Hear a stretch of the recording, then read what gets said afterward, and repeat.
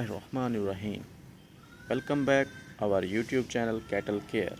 हमारे YouTube channel cattle care में तमाम दोस्तों को खुश आमदीद। उम्मीद करते हैं कि तमाम दोस्त अहबाब खैरियत से होंगे।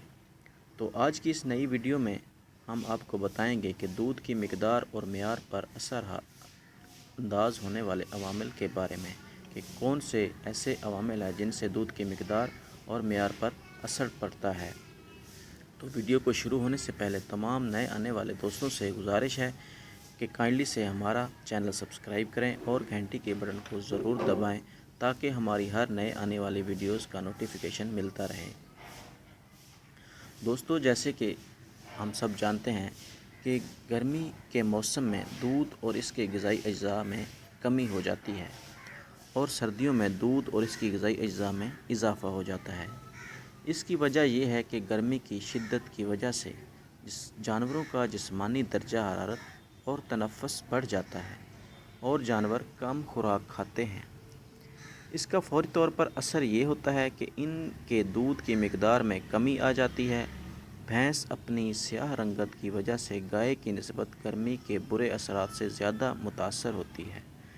गर्मियों में दूध की कमी को दूर करने का हल ये है कि जानवर की कसीर तादाद नस्ल के बाकायदा मंसूबे और प्रोग्राम के तहत मौसम ख़िज़ा यानी सितंबर, अक्टूबर, नवंबर या मौसम सरमा दिसंबर, जनवरी, फरवरी में ही मकसद जानवर अपना सोए।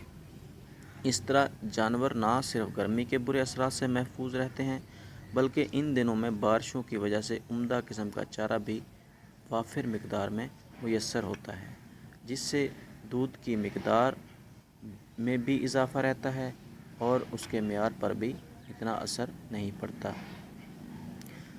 तो बच्चा देने के बाद से लेकर जानवर के दोबारा खुश्क होने की मुद्दत, जिसके हम एक सुआ कहते हैं, बच्चा जनने के बाद से 30 दिन तक दूध की मिकदार में इजाफ़ा होता रहता है और ज़्यादा दूध देने का ये अरसा बच्चे की पैदाइश के बाद से 2 माह तक कायम रहता है। इसके बाद दूध की मिकदार में आहिस्ता आहिस्ता कमी वाक़ा शुरू हो जाती है। दूध की मिकदार और मक्खन की फ़ीसद में आपस में मनफी ताल्लुक़ है। बच्चे की पैदाइश के बाद जब तक जानवर के दूध में इजाफ़ा होता रहता है, दूध में मक्खन की फ़ीसद मिकदार में कमी वाक़ई होती जाती है और जब दूध की मिकदार कम होने लगती है तो मक्खन के तनासब में इजाफ़ा होना शुरू हो जाता है, जिसे हम फ़ैट कहते हैं। दूध में फ़ैट बढ़ना शुरू हो जाती है। यही वजह है कि खुश्क होने के करीब गाय भैंसों के दूध में मक्खन यानी फ़ैट का तनासब सबसे ज़्यादा होता है।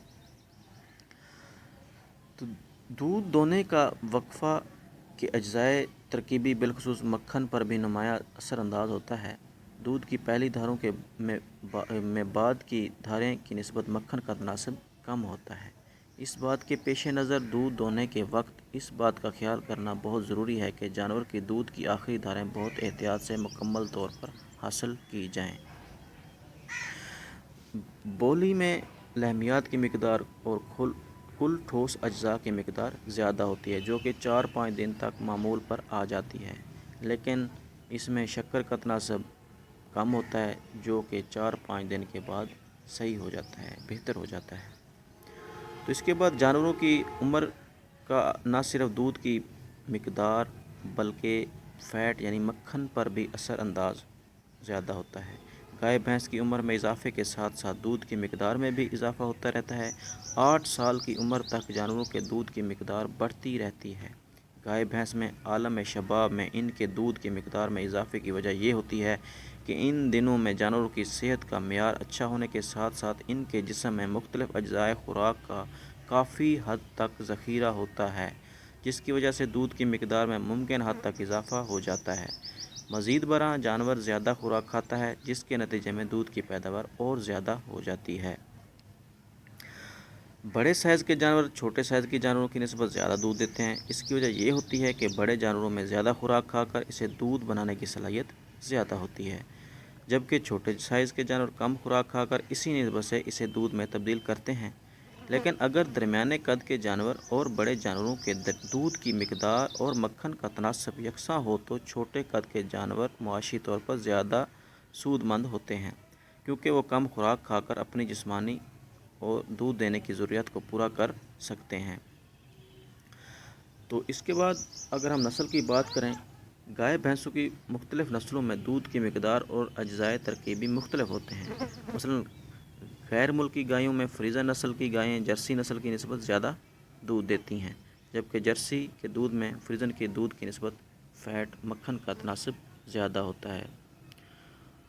تو خوراک سے دودھ کی مقدار اور معیار میں تبدیلی واقع ہوتی ہے۔ اچھی متوازن خوراک سے دودھ کی پیداوار میں اضافہ ہوتا ہے، جبکہ بہت زیادہ ونڈا ڈالنے سے دودھ میں فیٹ یعنی مکھن کا تناسب میں کمی آ سکتی ہے۔ تو یہ تھی ہماری آج کی ویڈیو، جس میں ہم نے آپ کو دودھ کی معیار اور مقدار پر اثر انداز ہونے والے چند عوامل کے بارے میں بتایا۔ تو امید کرتے ہیں کہ آپ کو ہماری یہ ویڈیو ضرور پسند آئی ہوگی۔ تو اگر کسی چیز میں پر سمجھ نہ آئی تو ہم آپ کی خدمت کے لیے کمنٹ سیشن میں حاضر ہیں، تو ہمیں بلا جھجک آپ کمنٹس کر کے پوچھ سکتے ہیں۔ اس کے ساتھ ہی ہمیں اجازت دیجیے۔ اپنا اور اپنے آس پاس کے لوگوں کا خیال رکھیے۔ شکریہ۔ اللہ حافظ۔